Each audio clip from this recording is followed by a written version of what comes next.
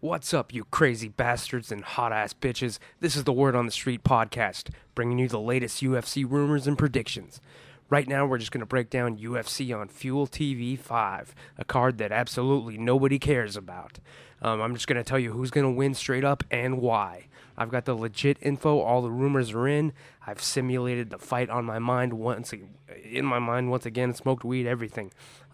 Light one up. Here we go, folks. Straight to it. The UFC rumor rundown.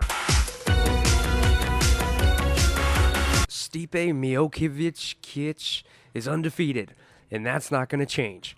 I don't care how tall the skyscraper Stefan Struve is. Miocic, he's going to yell timber and chop that kid down systematically. Word from his camp is that he's been on fire at the gym lately. He's just been sparring and killing at least 3 homeless guys in the lead up to this fight. God bless him.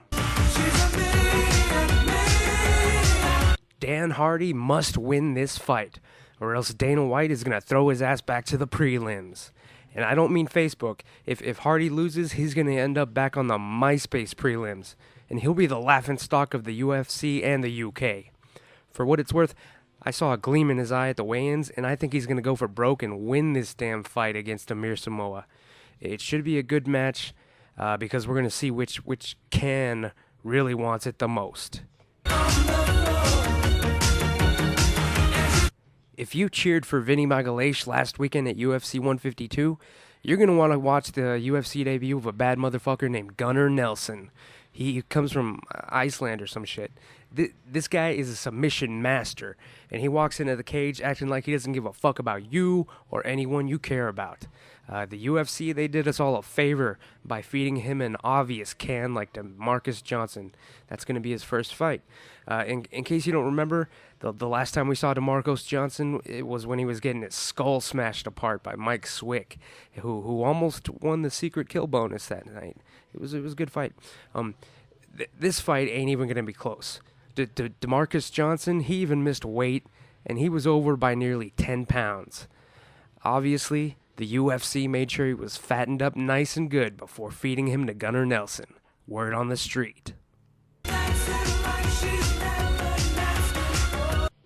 Shea Mills is coming off a loss to GSP's bastard son Rory McDonald, but he's still going to pull off a Ghetto Boys style beatdown on poor Dwayne Bang Ludwig. Word on the street is that Ludwig is all types of injured, and he's going to limp into the octagon just to get his paycheck. It's sad. But the word is that he's also going to pick up a pink slip when he loses the fight, and he's going to get dropped from the UFC fight roster forever.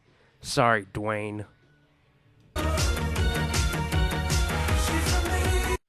Jimmy Manuwa is black, and because of that, I'm picking him to beat Kyle Kingsbury into the living death right in front of my own eyes. All of Jimmy Manuwa's wins are by knockout, except for this one time when he was goofing around and decided to submit a guy instead. That was just that one time.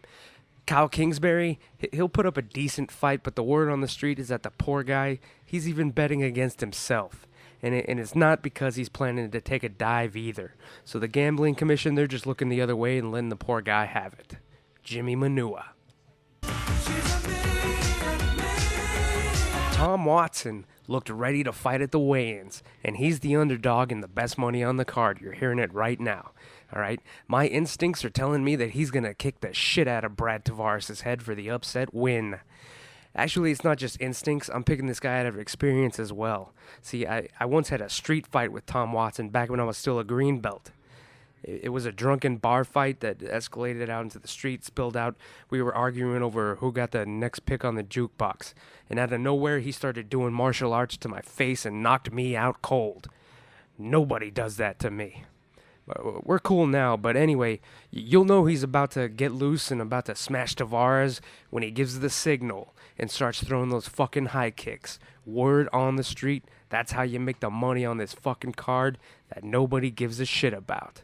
See you next time. Follow The Aunt Jimmy Show. Go to the website, wattspodcast.com. Thanks.